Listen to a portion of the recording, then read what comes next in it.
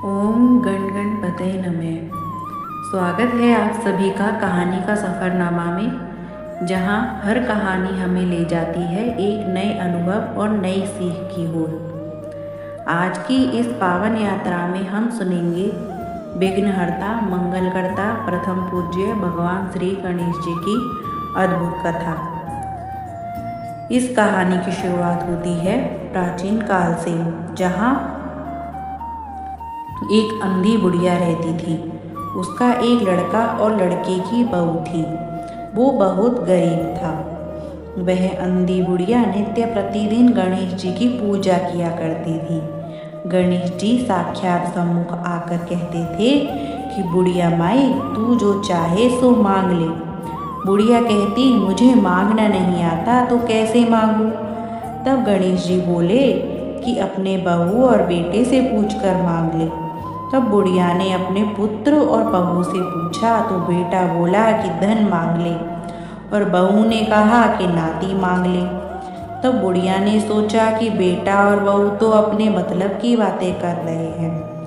अतः उस बुढ़िया ने पड़ोसियों से पूछा तो पड़ोसियों ने कहा कि बुढ़िया, तेरी थोड़ी सी जिंदगी बची है, क्यों मांगे धन और क्यों मांगे नाती?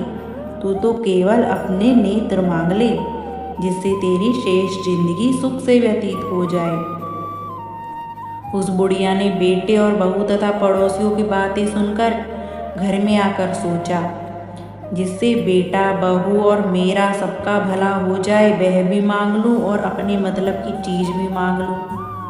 तब दूसरे दिन गणेश जी आए और बोले, बोल बुढ़िया माई, क्या मांगती है?